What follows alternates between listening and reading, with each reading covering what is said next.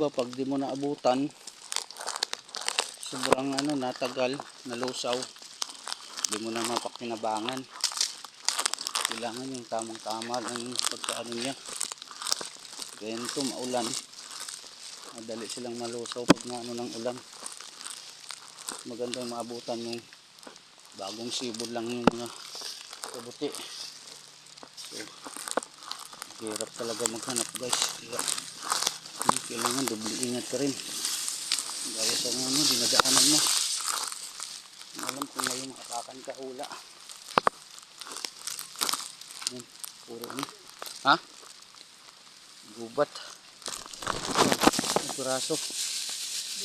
Dalawang piraso. Pwede na yan, maipon din. Yan, sukal. Pasukin pa rin namin.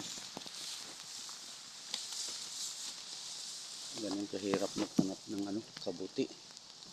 Sobrang sukal. Lagyan sisipatin mo. So kung hindi ka marunong magsipat, hindi mo rin makikita. Ganyan ginagawa niyo ante. Iwanag ng mata. Yung silip niya ng spot. Mayroon wala. Ha? Ayun, apong-apong no? Ayun, kalalaki guys oh. Ayun yung ginugulay na yung elephant foot. Tawag ito, dami pala dito. Ang tawag nilang elephant foot. Ayan oh. Ito, makati ito pag di ka marunong maggulay. Ayan. Pwede pa yan? Ayan. Kuha tayo ng elephant foot. Kunin natin. Ayan, kutsilo. Ano? Sa puno? Puno ah. Ayan. Inisan muna natin. Hindi. Saan?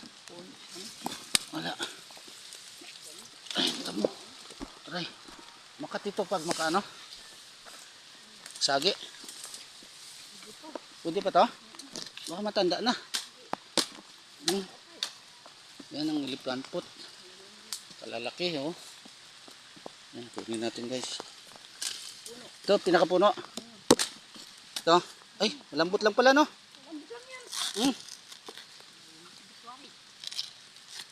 Yan. Ito. Oo. Hatiin. Ilang hati? 3.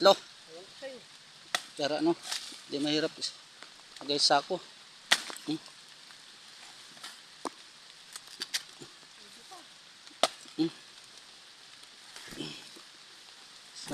Ito, haba. Pulin natin dito.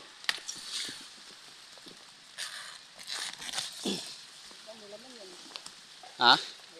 Ito? Natanggal yung laman nito? Ito gata.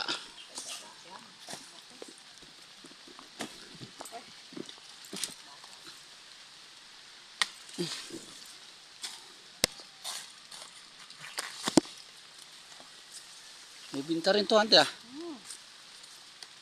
Isa, 2, 3. Wala madaling yung sako. Puno na yung sako natin ito.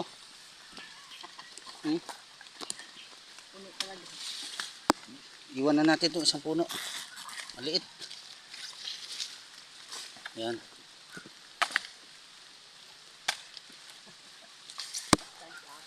Isang sako guys. Yan ang tawag na elephant foot. O ante oh. Silyo.